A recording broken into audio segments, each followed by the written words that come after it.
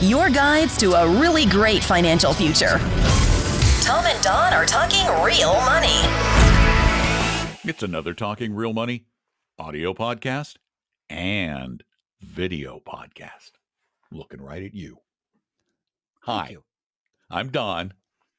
That guy over there is Tom. The empty chair is hopefully you. Well, we'll pretend it's you. Hello, person in the empty chair. Nice that you could join us today. It's our imaginary friend. We have an imaginary studio audience in Tom's house. Because I could never get anyone to show up for it. I've offered I it also to pretty have much everybody. I have my imaginary studio audience too. And I even give them their own microphone. You see? I know. That's way better than all you get here is if they, a couple broken down model airplanes. If they want to chime in, they can. There you go. So hopefully they won't. I can't even get Glad the dog. you're there. I can't by the way, check out our reincarnated YouTube channel, the Talking Real Money YouTube channel. Go subscribe. You'll see there's already all kinds of stuff there. Sorry, my nose itches. And we're going to be are we going to be doing this every week where we put new videos? That's the plan, Stan. Okay, but to get people to come to them, are we going to get like cat tricks or something like that, or stuff where people actually you get come just stupid Tom and Don tricks. Okay, I was hoping we'd have something to bring people in. What you see is the trick. That's the fact that we're doing video is quite a trick. Because we said we wouldn't do video. Yeah. So we're doing video by popular demand. Actually, it's primarily because one of the founders of the company for which we work, you know who you are. Indeed. Dave. You know who you are, Dave. Wanted us to do videos, Dave. Hey, Dave. Apparently he likes watching videos online. Please don't fire us, Dave. We're just having fun with you. He's a founder. He can still fire us, right? Well, and he has a sense of humor, thankfully. So I think he'll be giggling right now. Yeah, we're probably good. Well, today we have an exciting topic for you. It's a little sad, actually. It's a little sad.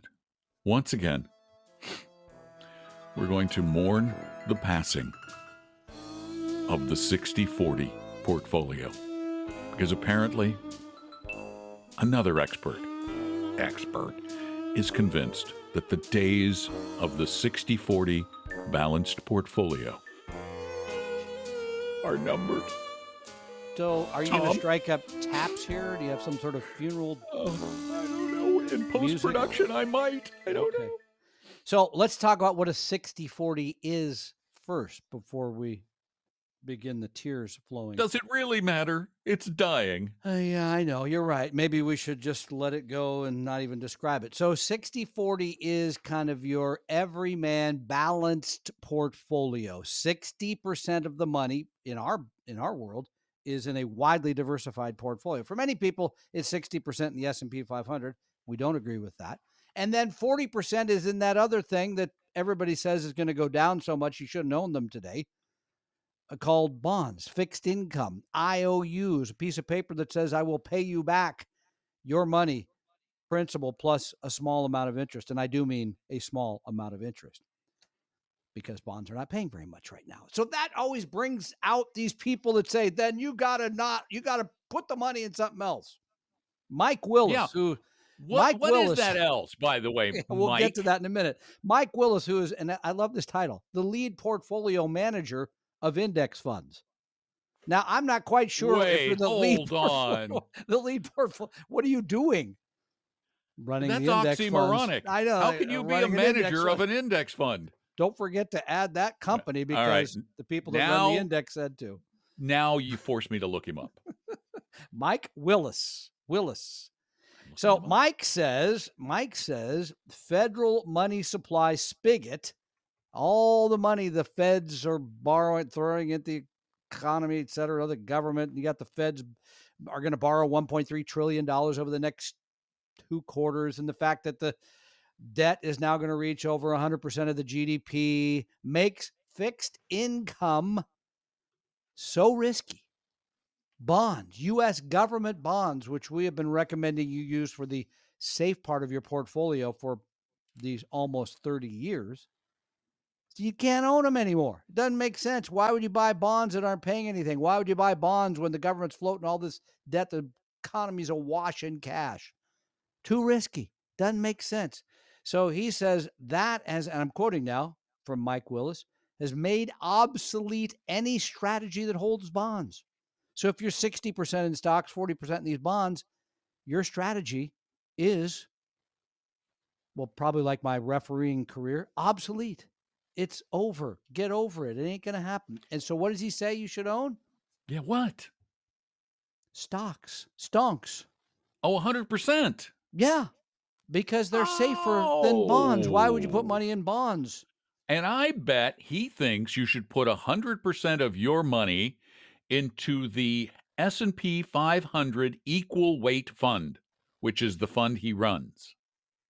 And you need to describe how that's different than the S&P 500. Well, it owns all of the 500 stocks in the S&P 500 in exact equal weightings. 25 or 23%. 23% of the portfolio is in each one of the members of the S&P 500.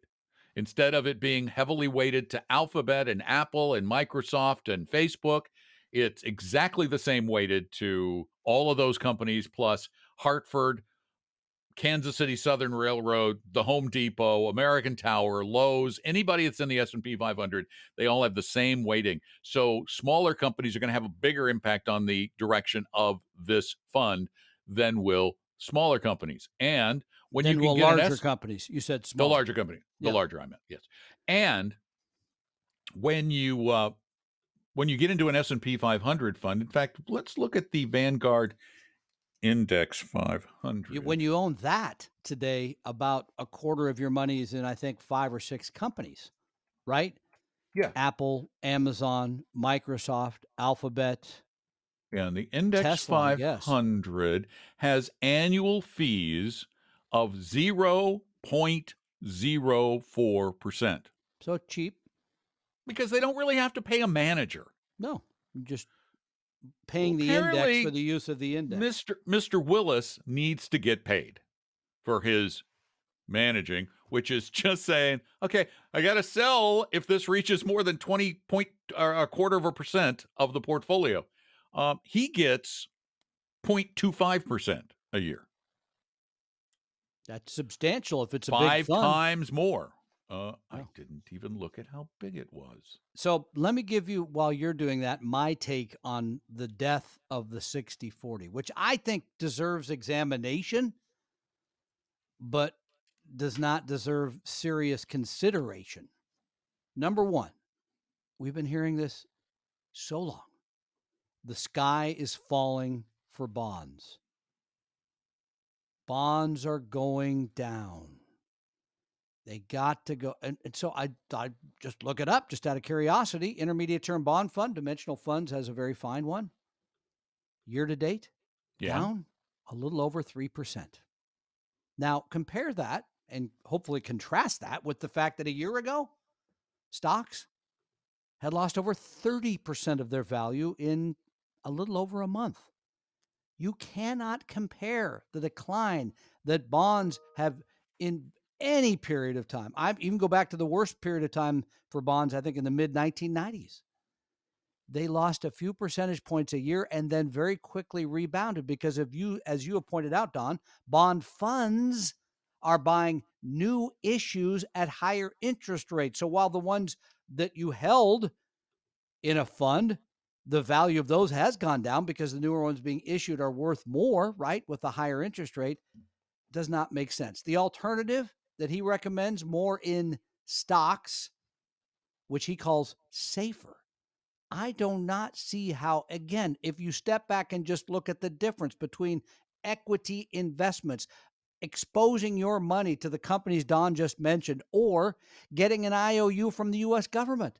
I don't think you can even consider those in any way to be similar securities. They are different.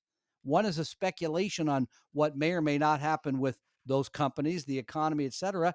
The other is something issued with the full faith and guarantee of the U.S. government, which has always paid you back. Here's the other part of all this. that really upsets me. I think people have a false sense of security about stocks because, yes, they declined rapidly last winter, if you will, and then rebounded very quickly, and they've been going up basically since then. So that lulls people into a belief of, well, then I just put it in stocks. That's the smarter play because they always go up, because they make more, and because the bond market is falling apart. No, I don't think you should give up on the 60-40. I think if you look at the long haul, going back to the mid 1920s, the 60-40 has worked. It is not a time to rush out of bonds and move more money into something that is far riskier called stock. So, no, I don't agree with what Mr. Willis has to say here. And I think, again, Mr. Willis is just saying this for one reason and one reason only, because it got him some press. I'm pretty sure I'm right on this one. It's funny. I just looked up his background. The guy was a stockbroker in Colorado Springs, Colorado, Wow. while I was there working for Business Radio Network. And then he started an RIA called the Willis Group in Colorado Springs, and then he moved to Hawaii. He started one fund and he moved to Hawaii. So he's living in Hawaii now, living in Honolulu. So there you go. And one fund is not a very big fund. It's $80 million. Oh, that's tiny Yeah, in today's very world. small. He's just trying to get some. That, and we just gave it to him. We just gave the dude publicity. It's all your fault. yeah. Okay. But the only reason I even bring this up as a topic is I hate the fact that people see a small decline in bond prices and think it's time to move out of that as a security when you cannot compare the declines that bonds have had versus the declines that stocks have had. Stocks, if you think moving into a 100% portfolio now is a good idea, just in time perhaps to see the market go down by 30 or 40%, then you go right ahead. That is not a good strategy, I don't think, in the short or long term, by the way. Either way. 855-935-TALK is a phone number you can use to call us with questions. We'll answer those on the show or on the podcast or both. And you can also send them in at talkingrealmoney.com, either spoken or typed. And we've got 2 typed questions today, Tom. Two. The first one is right up this alley. In fact, both of them are right up this alley. First one, it says, hello, gentlemen. There's been a lot of talk about bonds recently, just now.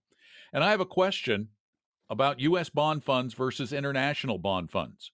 Your diversified bond fund recommendation on the 3 funds at 3 groups page lists U.S. bonds only.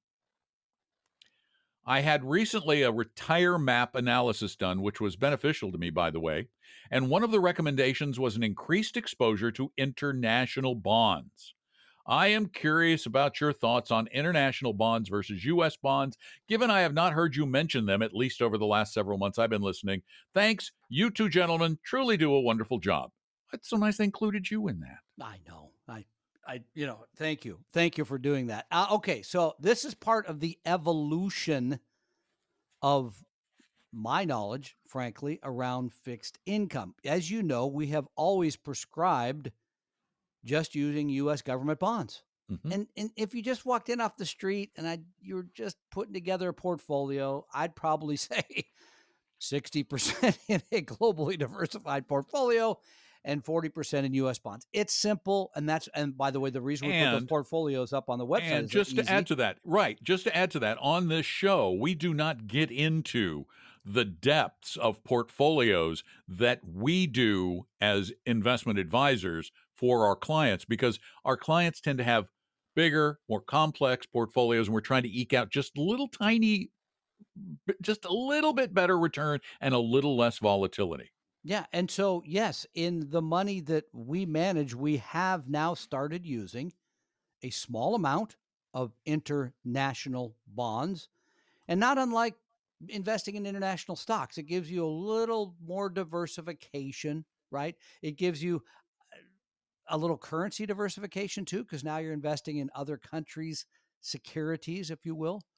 And it's just, I think, a better way to diversify your portfolio out of one country's issuance. is how I'd put it. Yeah, and it's just, and it is the tiniest, Yeah, it's a small number. tiniest little bit. And bear in mind, if you don't like U.S. bonds, you're going to hate international bonds because some of them have these incredible yields of less than nothing. German bonds. Yeah. Some German of them are banks less than right now, if nothing. you put your money in a German bank, you got to pay them 0.5% a year to hold it. It's going to be nice and safe, but that, by the way, folks, that's the point. Bonds are the safe thing. They're supposed to be safe. And you don't always get paid if they're for doing something that's really safe. If there's no risk, why should you be rewarded for it? That's a misconception people have about investing. You only get rewarded for taking risk. So you got to take some risk. Got another question for you, Tom. Yeah. Got to pull it up here. Love the podcast, Tom and Don. My employer recently changed our 401k fund options to limited choices with little track record and higher fees. What was your employer thinking? I opened an SDBA. I want to select the 4-0 funds from Fidelity, but they are not offered through the SDBA. What specific suggestions do you have for low fee, small cap growth funds, aggressive funds, and international funds? I am 55 and plan to retire at 60. Thanks for all you do. It sounds like that's a brokerage link sort of situation in your 401k. And if you go to Fidelity, you can own a very diversified portfolio at very low cost. Without the zero funds. Without the zero funds. Paul Merriman's recommendations, now that his website is re-up, I think he has a full Fidelity portfolio there that you could put together. If, again, this gets back to how much time and energy you want to spend in all this, but that would be a very fine way to go. It gives you, again, pretty good diversification to small and to value. I think that would be very satisfactory. And by the way, back to the 401ks just for a moment, because this is still such a frustration. I just had a great meeting this last Saturday with some friends. She is a nurse in Seattle, and they're within about 10 years of retirement. And she just moved to a new organization, and she sent me the recommendation. She sent me a list of the mutual funds they could use in their 401k. They're American funds, so they're actively managed. They're expensive. The average expense ratio, 1.3%. The expense then ratio. they're C shares. It just drives me crazy. No, she has a 401k where the broker sold the 401k C shares. And I have no idea. By the way, that verges, you should let her know, that actually verges on illegality. Because when you have a 401k, once you cross $100,000 with American funds in A shares, you start getting a break point on the commissions. And maybe hopefully they do in the plan. I don't know. You don't on C shares, though. It showed them right there on the website as having 1.3, completely ridiculous. But in this case, if you have a brokerage link, which I think you're describing at Fidelity. Yeah, he has a self-directed brokerage account, and it sounds like it's at Fidelity. Yeah. The other thing, though, before you do the things that you're thinking about doing, I noticed you sounded incredibly aggressive in what you are thinking about doing. You said small cap and growth and the like, and you said 55 retiring at 60. Have you taken the risk quiz at talkingrealmoney.com? Find out what your risk tolerance is, because it may turn out that you're going to be just as well off using the 3-fund Fidelity portfolio that we have at Talking Real Money too. And I'm pretty sure those funds are available through any self-directed account. Yeah, those should be available there too. So yeah, I would definitely always take the risk quiz. Always. And it's free. You can take it again. If you took it once, take it again. And that will help you understand yourself about your behavior with money in good times and in bad times, because we never know when they're coming, do we? And not only is it free, but there's like no obligation. You don't get any sales pitch or anything. It's just you get information. We like sharing information and knowledge. That's one of the things we do. And to that end, we love helping people with the more complex issues. For example, if this gentleman wanted to set up an appointment with one of our advisors, he could set it up for free. He would get some ideas and some help in some direction, and he wouldn't get charged. And there wouldn't be a sales pitch. And No I think high-pressure that's sales pitch. the nicest part of all this, because every financial advisor in America will offer you a free meeting. Consultation, where you can walk in and they can say, aha, your money is at here, and it could should be over be here. there. Yeah, they're always going to say that. Or, you know what you really need, because you're 62, you need an annuity that will pay you the rest of your, they'll always have some product to put you in. And our advisors will not do that. In fact, we want to know if anyone has. We've never still, in a decade of doing this, ever gotten a complaint from anybody who said, hey, your guy told me I had to move all the money over to Vestra and get going. Never got that complaint once.